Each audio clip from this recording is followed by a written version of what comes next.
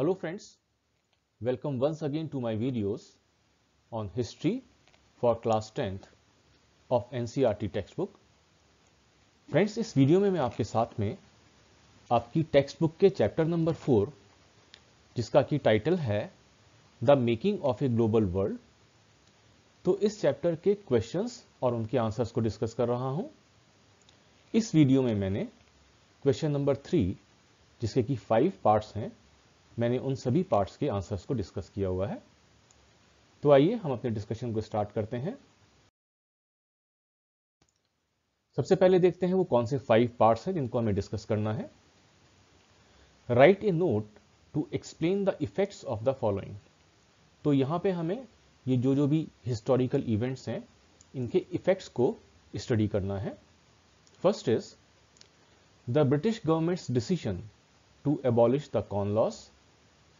Number 2, the coming of rinderpest to Africa.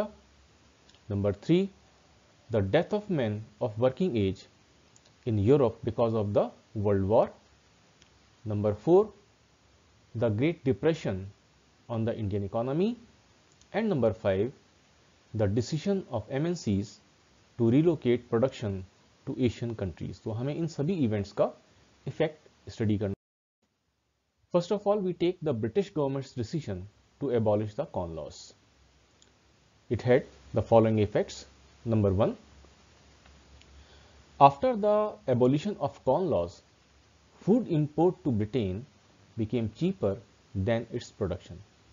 जब British government ने corn loss को abolish कर दिया, जो कि ब्रिटिश फूड को प्रोटेक्ट करते थे, तो उसके बाद में क्या हुआ कि ब्रिटेन में आने वाले जो इंपोर्ट्स थे वो तो चीप हो गए, लेकिन जो ब्रिटिश एग्रीकल्चरल प्रोडक्ट्स थे उनका प्रोडक्शन महंगा हो गया।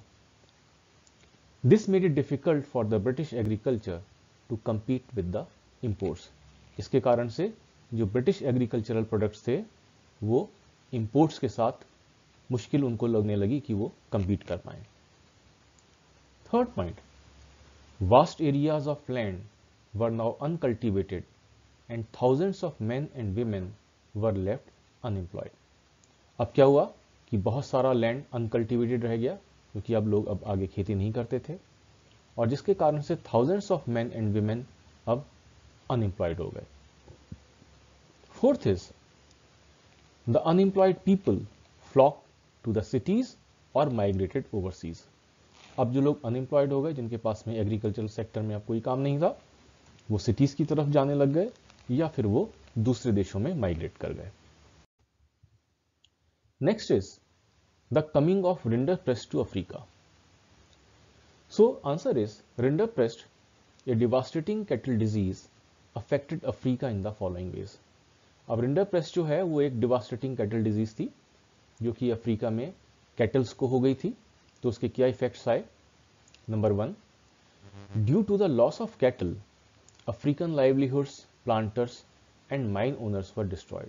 इस जो बीमारी थी इसके कारण से बहुत बड़ी संख्या में कैटल का लॉस हो गया, कैटल्स की डेथ हो गई, जिसके कारण से जो अफ्रीकन लाइवलीहुड था जो कि बेसिकली कैटल ग्रेजिंग पर ही डिपेंड करता था, तो वो अफेक्ट हो गया। प्लांटर्स का भी काम कम हो गया, और साथ साथ जो माइन ओनर्स थे उनके पास भी कोई काम नहीं रहा। Second, the colonial government now monopolise the remaining scarce cattle resources. अब जो भी बचे हुए कैटल थे उनके ऊपर कॉलोनियल गवर्नमेंट ने अपनी मोनोपोली बना ली, उनको अपने कब्जे में ले लिया, जिससे कि अब कोई भी काम अफ्रीकन्स के पास नहीं बचा।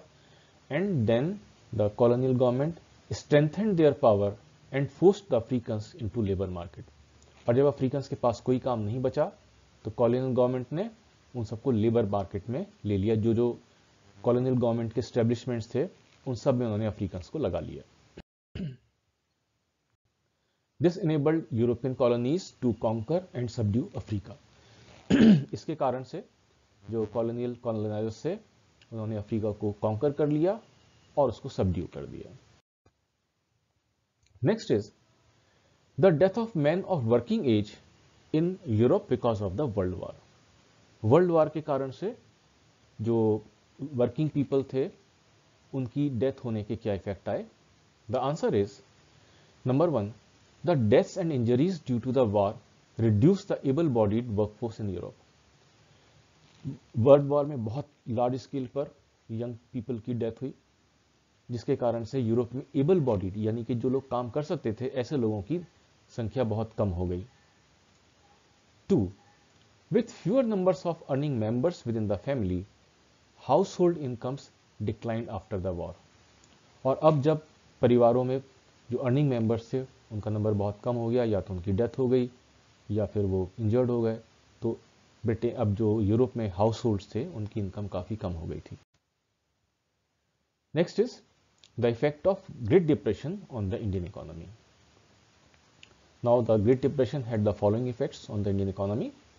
Number 1, the depression had immediate effect on Indian trade as India's exports and imports nearly halved between 1928 and 1934.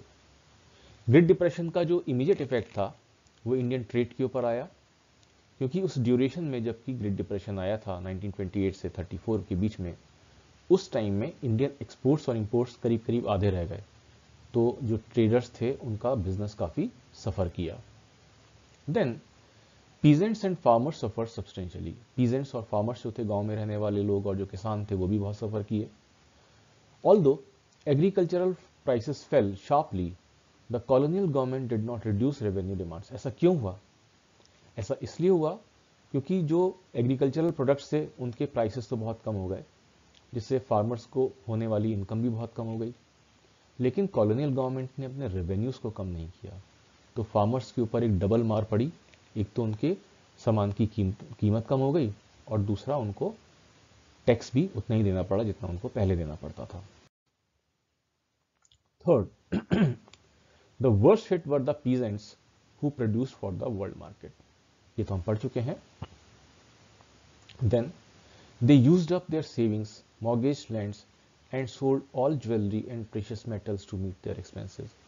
और जो फार्मर्स थे उनको अपनी सेविंग्स को सारा यूज़ करना पड़ा, अपने लैंड्स को उनको गिरवी रखना पड़ा, ज्वेलरी और प्रेशियस मेटल्स को उनको बेचना पड़ा ताकि वो अपने खर्चों को पूरा कर सकें।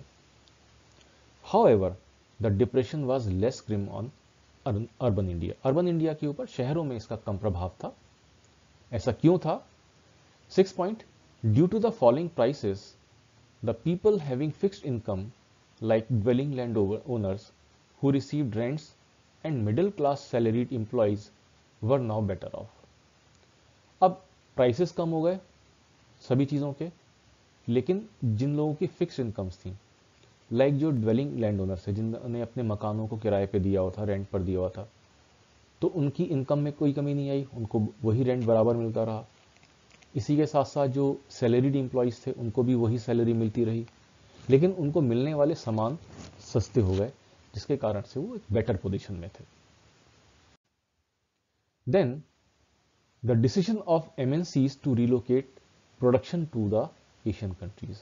जो एमएनसीज थी उन्होंने अपना जो प्रोडक्शन का काम है वो एशियन कंट्रीज में जो शिफ्ट किया है, उसका क्या इम्पैक्ट आया है, ये भी हम देखते हैं क्या क्या इम्पैक्ट है। Number 1, the relocation of industry to low wage countries stimulated world trade and capital flows.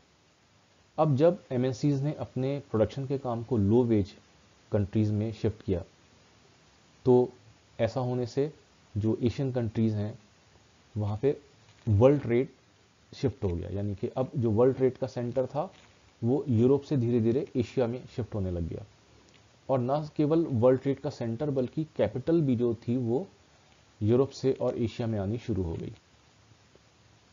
Number 2, as a consequence in the last 2 decades the world's economic geography has been transformed।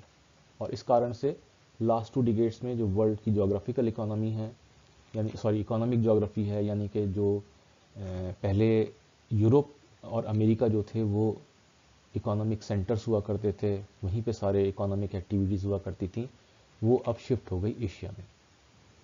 Countries like India, China and Brazil have undergone rapid economic transformation. और ऐसी जो countries हैं, India, China और Brazil जैसी जो countries हैं, अब वो फास्ट इकोनॉमिक डेवलपमेंट की तरफ चल पड़ी हैं, इकोनॉमिक ट्रांसफॉर्मेशन वहाँ पे हो रहे हैं। So friends, these were the answers to the different parts of question number 3. For the remaining questions answer, please keep on watching my videos. Thank you.